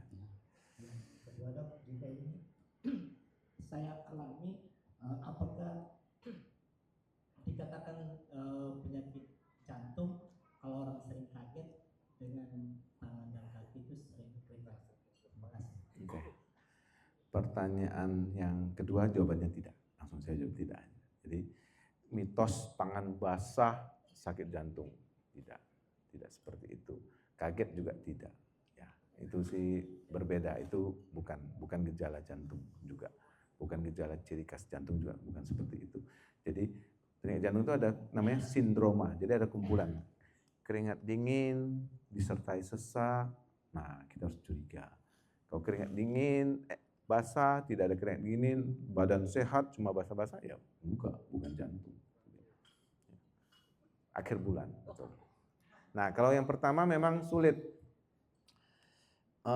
Kalau kita bicara sekarang gejala dulu, itulah yang saya bilang. Makanya jantung dibilang, kalau di Amerika jantung dibilang widowmaker. Ada lokasi penyumbatan di pangkal, yang saya bilang pangkal, itulah namanya widowmaker. Apa? Si tukang bikin janda. Ya, biasanya instant death, nggak ada gejala. Itu sebabnya saya bilang sakit jantung, penyakit jantung itu jangan berdasarkan gejala. Anda akan sangat telat, konyol. Tadi ada video yang ini. Boleh dinyalain Pak? Yang ini kali ya, coba ya. Kita lihat ya, dari lancar, usia 25, 30, 40, 50, 70. Bahkan 70% alirannya lancar. Jadi banyak, bahkan ada yang 90% dia masih jalan, dia masih aktivitas kayak biasa. Nggak ada gejala.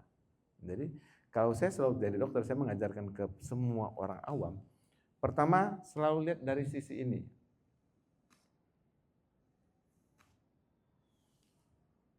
Anda usia 45. Anda merokok. Jadi serangan jantung itu kayak bikin nasi goreng, Pak, Bu. Nasi goreng itu butuh apa? Nasi, bumbu, telur, ya kan, minyak, 4 atau 5. Baru Anda masak kan? Kalau di rumah punya nasi doang, nggak ada telur, nggak ada bumbu, alah mau masak-masak pakai nasi sama minyak goreng doang, nggak mungkin. Jadi kalau Anda punya merokok, Anda udah punya nasi, anggap. Enggak, laki-laki deh. Lelaki usia 50 tahun, itu udah kayak nasi. Kemudian Anda tambah rokok, Anda udah ada bumbunya. Anda tambah sedikit darah tinggi, Anda ada minyak goreng. Kemudian ternyata kolesterol tinggi, Anda ada apa itu? Telur. Nasi, bumbu, minyak goreng, telur. Matang enggak? Jadi nasi goreng kan? Sesederhana pola pikir yang saya suka ajarkan orang awam begitu.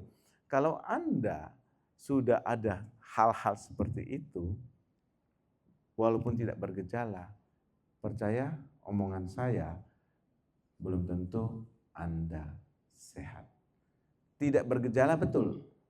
Itu kenyataan yang harus saya sampaikan ke masyarakat. Ya, abang saya 90%. Jadi saya sudah CT scan juga. Saya walaupun seorang dokter jantung, saya kan manusia juga. Saya juga makan sup kontrol, saya juga makan itu. Saya juga makan gorengan. Ya kan? Jadi kasusnya itu saya flashback, jadi kejadian itu ada artis umur 40-an meninggal.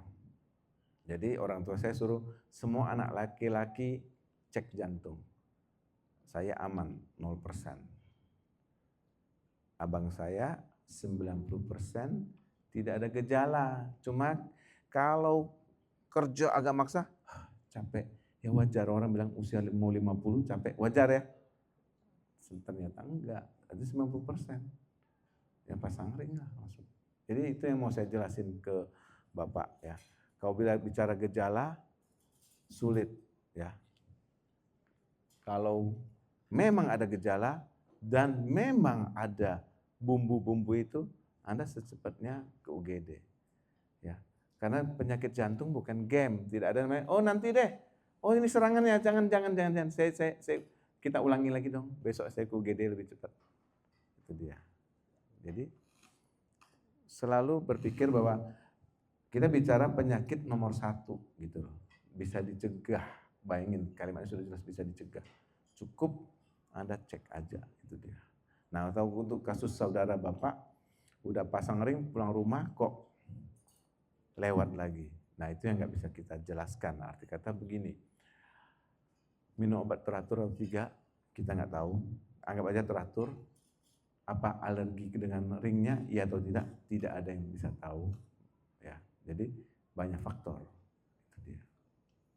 Jadi bahkan makanya itu yang saya bilang, bahkan pasang ring aja tidak membuat Anda akan aman. Yang terbaik adalah mencegah. Tapi jika sudah kena, Anda harus cepat atasi. Modalitasnya sudah ada, ring dan bypass, dan dua-duanya sudah lumrah. Itu dia. Dan saya memberikan gambaran lagi bahwa banyak pasien saya yang contohnya tadi 75 tahun bypass masih naik sepeda keliling dunia. Jadi jangan menjadikan bahwa mengkerdilkan hidup Anda karena Anda sakit jantung. Oke, ada pertanyaan lain? Ya, Pak. Oke. Assalamualaikum warahmatullahi wabarakatuh. Ya. Perkenalkan, nama saya Wicira. Terima kasih banyak, Dr. Hasjim. Ya. Luar biasa materinya malam ini, sangat mengedukasi saya dan teman-teman di ruangan ini. Mengenai jantung memang ngeri sedap ya dok. Ya. Kalau kita bicara penyakit nomor 1 di Indonesia, pertanyaan saya begini, ada 2. Yang pertama, ini kan bisa dicegah dengan tadi beberapa cara hidup sehat. Tapi kan kalau kita sudah cegah dan itu terjadi, tadi ada beberapa pilihan, bisa pasang stent, kemudian bisa bypass. Pertanyaannya itu biayanya berapa ya dok? Bu Erika tolong. Ya, untuk biayanya kan, jadi kita tahu karena kita kan di daerah, ya. Di Palu. Ya. Di Palu ini kan kita tahunya cuma rumah sakit pemerintah, ya. Rumah sakit dekat di sini. Kemudian mungkin beberapa orang andalkan, oh saya punya BPJS, ya. Kan? Apakah BPJS bisa nih pakai minimal invasif ini? Tidak. Kan ada 2 tadi, konvensional dan tidak bisa. Oh nggak bisa. Tidak bisa. Oh nggak bisa ya. Terus biayanya berapa? Yang kedua, ada nasabah saya itu dia pernah periksa jantung. Setelah diperiksa katanya dia itu ada pembengkakan jantung, tapi baru 20%. Itu cara pengobatannya bagaimana dok? Ya. Oke, makasih banyak dok. Assalamualaikum warahmatullahi wabarakatuh. Mohon bantuan Bu Erika. Kalau angka-angka saya kembalikan ke manajemen. Kalau untuk biayanya, semua di sini pakai asuransi Prudent kan? Harusnya tentang ya di cover Prudent, enggak. Jadi kalau untuk tadi mix di cover nggak sama BPJS enggak? Nggak di cover. Ya, mix nggak di cover BPJS, yang di cover adalah bypass yang konvensional yang Bandada itu di cover. Nah, kalau biayanya itu berapa? Kalau untuk mix aja itu sekitar 400 sampai dengan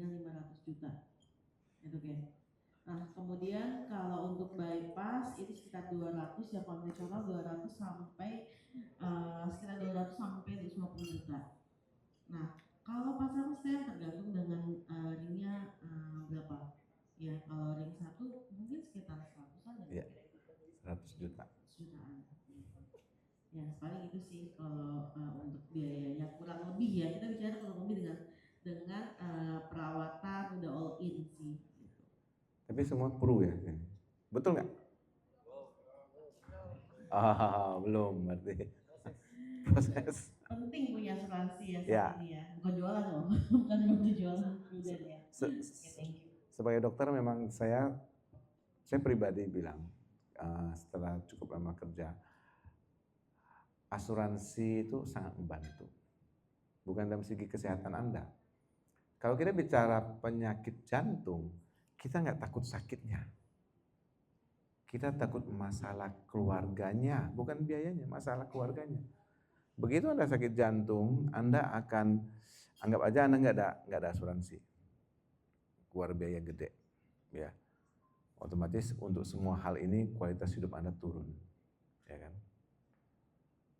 Kinerja Anda turun. Karena saya sangat pengalaman gimana pasangan muda. Ya, pasangan muda rata-rata 30-40 tahun serangan jantung, telat berobat, bahkan ketika pasang ring tidak bisa maksimal karena dia pengetahuannya kurang. Dia datang seminggu kemudian. Seperti yang saya bilang tadi, kalau udah seminggu berarti pohonnya sudah mulai hitam. Tidak seperti kita pasang ring langsung jadi. Butuh waktu, take time. Kualitas dia jelek. Istri 1 bulan menemani, 2 bulan menemani, 3 bulan minta pulang ke orang tua. Itu the fact. Jadi kalau saya bicara pasien penyakit jantung khususnya, saya nggak pernah takut sakitnya. Pengalaman saya melihat bahwa masalah keluarga selalu muncul pada orang yang sakit jantung. Karena ketidakmampuan dia untuk mensuplai, memprovide, ya, akan membuat keluarga itu mulai kolaps. Baik ke sisi wanita yang kena ataupun laki-laki yang kena. Oke, jangan pernah kena sakit jantung sih. Kalaupun kena sakit jantung, ya Anda, kenapa saya bilang punya asuransi? Keuntungan asuransi, saya nggak boleh ngomong asuransi, ya. Saya orang medis nih. Tapi ini fact yang harus saya jelasin. Kenapa saya encourage semua pasien asuransi? Karena asuransi membuat kita lebih cepat mengambil keputusan. Percaya omongan saya, begitu Anda tidak ada asuransi, Anda nyeri dada sedikit, Anda bilang, masuk angin deh. Aku berani yakin, ke UGD mikir 2 kali. Ya kan? Ya begitu ada asuransi, Anda nyeri dada, datang ke UGD langsung. Anda tidak. Keuntungannya di situ yang saya tangkap sebagai dokter, orang yang punya asuransi akan lebih aware. Gejala sedikit, cek dong. Tapi kalau Anda ada asuransi, nyeri dada keringin, dikorok enak dikit, udah nggak masuk angin. Apalagi kalau udah bilang harus pasang ring 100 juta, 200 juta itu dia. Oke, itu sih encourage saya, asuransi memang menurut saya penting. Kalau enggak ya sekarang kerja baik-baik biar uang banyak. Ya. Tadi pertanyaan pertama tadi gimana Pak ya? Sorry, saya jadi tentang apa tadi ya? Pembengkakan ya. Jadi ini juga yang saya mau jelaskan. Kalau jantung bengkak itu bukan bisul. Jadi jangan pernah tanya balik ke dokter jantung saya udah kempes belum? Udah baik normal, bukan. Jantung itu suatu organ yang selalu beradaptasi dengan kondisi kita. Jika karena hipertensi, harus kita tahu dulu, karena hipertensi yang tidak terkontrol, karena pernah riwayat serangan jantung, karena kerusakan katup, jantungnya melar, kita harus periksa detail, kondisi jantungnya bagaimana, kita harus USG, bengkak oke, pompanya bagus enggak, katupnya ada bocor enggak, semua itu akan berbeda. Jika hanya bengkak, pompanya bagus, karena darah tinggi, ya udah, Anda beresin darah tingginya. Itu dia.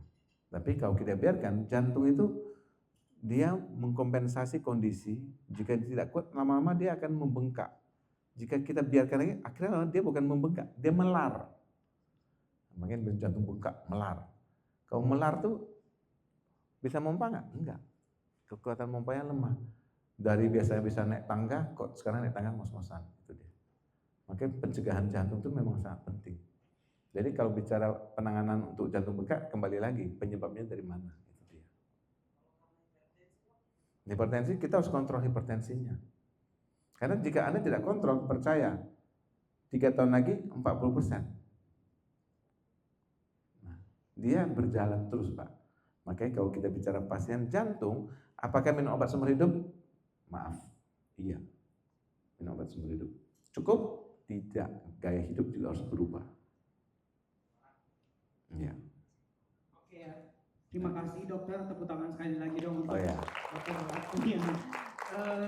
Sebenarnya kalau kita buka bakalan sampai subuh ya dari sini. Masalahnya Oh ya. dokter udah terbang besok pagi Oh ya. ya. Makasih. Tepuk tangan sekali lagi dong untuk dokter Hasyim. Nah, sebelum Sebenarnya gagal. kita udah paling sisa 15 menit lagi ya. Oke. Tapi sebelum sesi saya mau panggil Mbak Erika. Ini ternyata ada Oh ya. promo ya, promo khusus dari Silom LV. Boleh dijelasin dulu Mbak Erika? Ini bukan jual asuransi ya tadi ya, tapi saya mau lihat kesetiaan, saya juga salah satu nasabah Prudential. Nah, jadi ini apa namanya, kita punya promo untuk medical check up. Penting, medical check up itu penting. Kenapa? Karena beberapa banyak yang datang akhirnya ketahuan itu dari medical check up. Ya, jadi kita punya promo ini untuk paket untuk usia muda, kemudian dewasa ya, dan lansia, dan ini kita juga ada wellness treated package ya, di mana ini harga 5 juta untuk 2 orang, plus udah dapat penginapan di Hotel Arya Duta. Jadi dekat Siloam di Provinsi ada Hotel Bintang 5 Arya Duta untuk 3 hari 2 malam. Jadi bisa sekalian staycation ya. Kalau mau liburan gitu ya, pengen sambil ngecek-ngecek, yang sekalian liburan, itu kita ada paketnya juga. Nanti kalau ada yang berminat bisa menghubungi saya, dan di sini ada tim saya Tias, belum kenalin. Ya, beliau ini khusus yang membantu untuk nasabah dan agent-agent ya, untuk membantu fasilitas di Siloam. Ya, paling itu aja dari saya. Terima kasih Bapak Ibu semuanya. Bentar ya. Halo. Oke. Udah ada promonya ya, dijelasin juga. Nah, sebelum kita bubar ya. Ya udah, oke. Saya mau jelasin nih, tadi kan udah Mbak Erika jelasin fasilitas-fasilitasnya di Rumah Sakit Siloam LV, kemudian Dr. Hasyim menjelaskan seperti apa Topiknya nggak penyakit cocok. jantung itu, Karena bagaimana cara market pencegahannya, nasabahnya dan nggak tindakan ada. apa yang harus diambil kalau misalnya terjadi sesuatu ya. Nah sekarang pertanyaannya, kami Prudential hadir sebagai penjamin di sini ya. Karena semua Nah tapi anak kalau yang misalnya nih, saya balikin lagi ke Bapak Ibu yang hadir malam hari ini, ada ya. kira-kira kalau misalnya di rumah sakit, ruangan paling seram itu di mana? Kamar mayat? ICU? Atau ruang operasi? Kasir? Saya dengar di sini ada kasir. Kenapa begitu? Kasir. Ya benar ya, maksudnya mungkin pasiennya kena serangan jantung, yang deg-degan keluarganya. Iya ya. Nah sekarang ini saya minta waktunya 10 menit aja, kita belajar sama-sama bagaimana merencanakan keuangan dengan sederhana ya. Tapi sebelumnya perkenalkan, nama saya Prima, tadi sudah perkenalan di awal ya. Saya agensi Business Development Prudential Indonesia yang ditugaskan di Indonesia Timur. Nah, kenalan dulu nih. Prudential itu apa? Prudential adalah perusahaan asuransi. Ingat ya, perusahaan asuransi. Karena kemarin kita bikin event finansial literasi, ada yang bilang asuransi itu kayak nabung. Nah, beda. Jadi asuransi dan tabungan itu berjalan beriringan ya. Jadi Prudential itu adalah perusahaan asuransi. Minta masuk, jadi harus bikin drama. Kalau misalnya kita melihat sejarahnya ya, Prudential ini secara global kita udah 180 tahun. Tapi kalau misalnya kita lihat di Indonesia udah 31 tahun, yang mirip-mirip lah dengan Siloam LV ya. 30 tahun, 31 tahun ya. Kita masuk di Indonesia 95, Prudential Syariah berdiri 2022. Nah, ini yang paling penting ya Bapak Ibu. Kalau misalnya Bapak Ibu yang hadir malam hari ini ditawari asuransi, entah itu perusahaan asuransi yang manapun, paling penting itu cek laporan keuangannya. Gak usah lihat berita, karena itu tidak pernah disinggung. Tapi kalau mau, Karena di Indonesia itu semua perusahaan asuransi wajib mempublikasikan laporan keuangannya tiap tahun. Ya. Nah, contohnya saja, Prudential di tahun 2025 kita membukukan aset 64,3 triliun. Tepuk tangan dong untuk Prudential. Kemudian laba kita 2,9, pendapatan premi 21. Jadi ini cara sederhana mengetahui perusahaan itu bagus. Lihat laporan keuangannya. Kalau ada yang minus, hati-hati. Jangan sampai mereka nggak bisa bayarin klaim. Nah, sementara Prudential di tahun 2024 kita bayarkan 16 triliun klaim, gitu tuh. 16 triliun klaim. Kemudian tadi labanya 2,4, pendapatan premi 21. Nah, yang paling penting itu RBC biasanya kita bilang. RBC itu kemampuan perusahaan asuransi membayarkan klaim. Kalau misalnya syarat dari regulator itu 120%,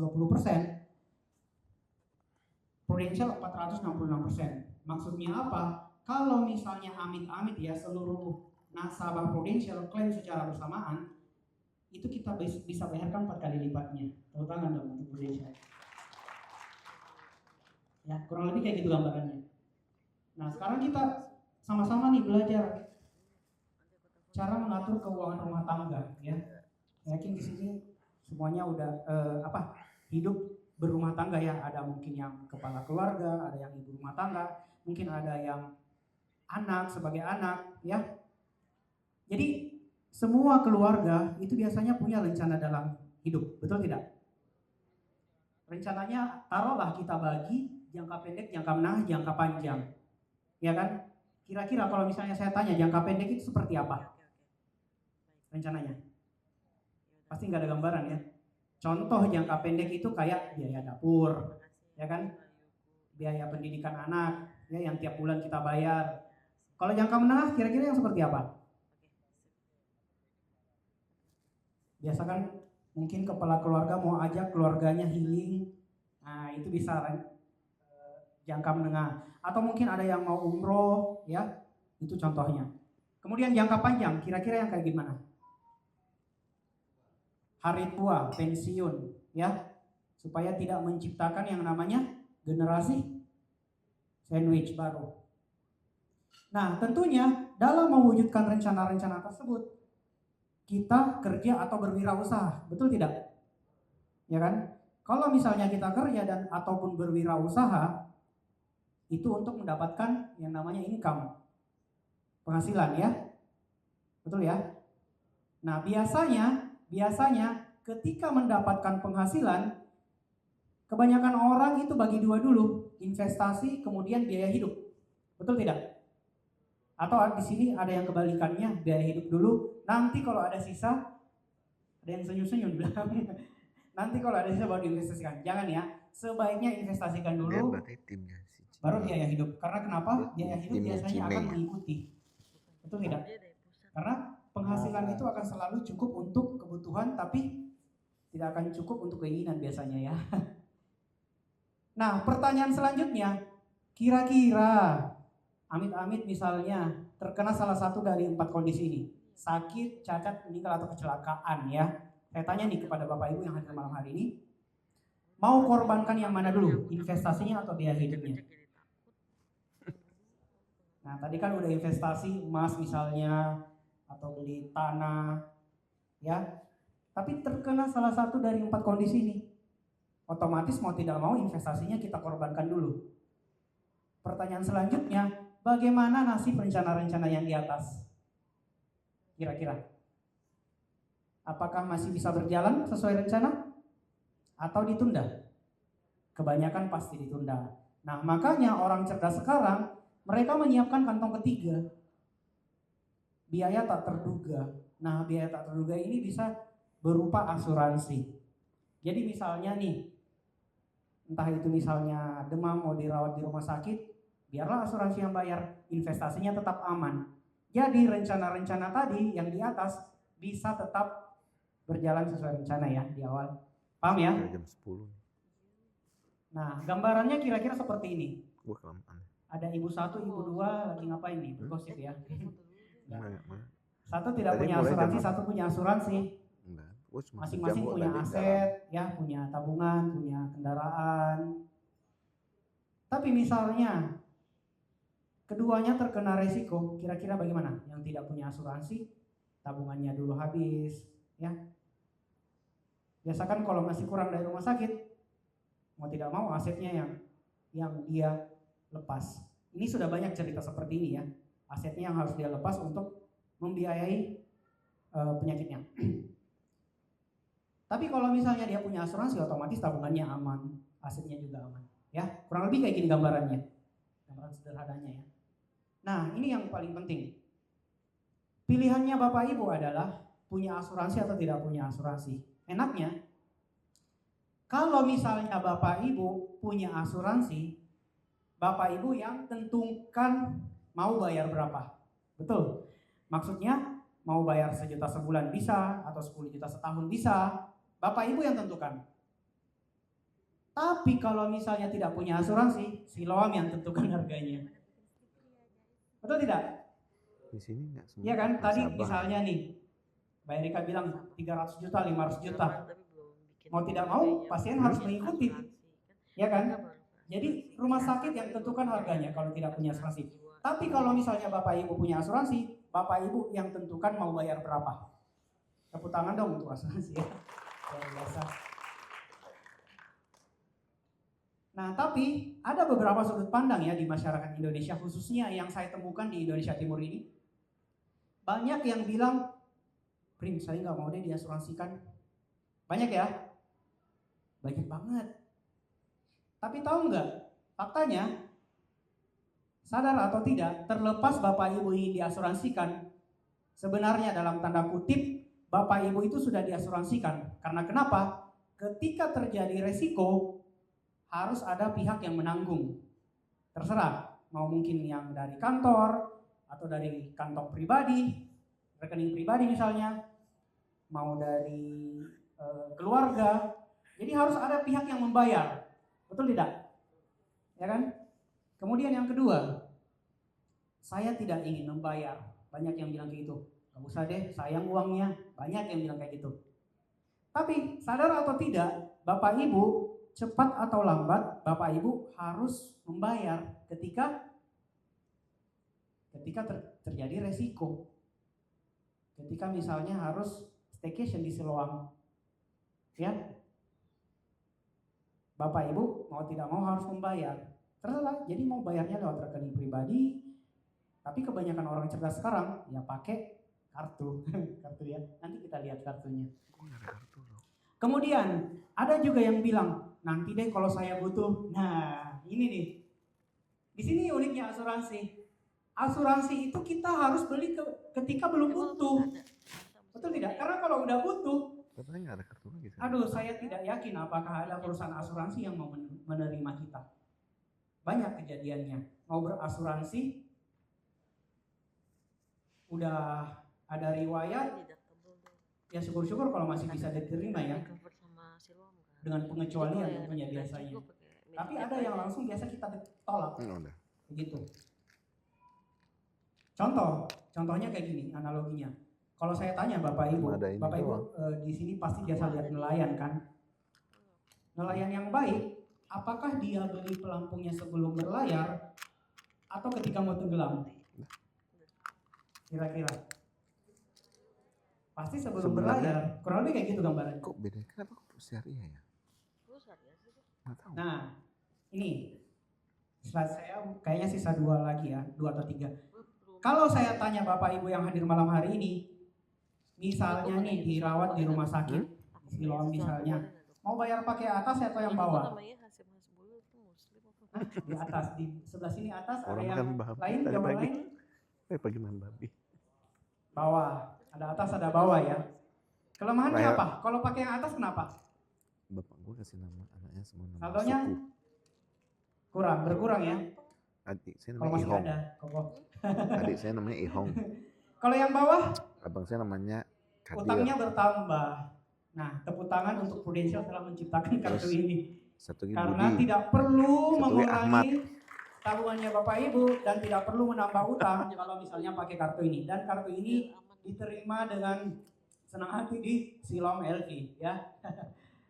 Oke ya. Nah, kita juga ada asuransi jiwa yang asuransi jiwa dan penyakit kritis. Kalau misalnya amit-amit terkena serangan jantung, udah bisa cair OP-nya. Ya, ada manfaat bebas kontribusi, tahap awal dan lain-lain. Kemudian kita ada juga asuransi untuk warisan. Bu Erika yang Ada dengan kita banyak investasi produk bukan? di Prudential. Kok ini share? Nah, ini contohnya. Santunan asuransinya 9M, nasabah hanya bayar 102 juta setahun. Berarti selama berapa tahun tuh? 10 tahun. Berarti nasabah cuma bayar 1M untuk warisan 9M. Ibarat kita beli ruko, diskonnya 90%. Maksudnya ibarat beli ruko 9M, tapi bayarnya cuma 1M. Analoginya kayak gitu, ya. Nah, ini beberapa testimoni ya, beberapa bukti klaim. Saya nggak terlalu lama di sini. Nanti kalau misalnya masih bingung, boleh hubungi yang ngundang Bapak Ibu ya. Oke, itu saja dari saya. Tapi sebelum kita bubar, boleh kita foto dulu, ya. Boleh teman-teman berdiri, Dokter, Mbak Erika, Pak Wijna.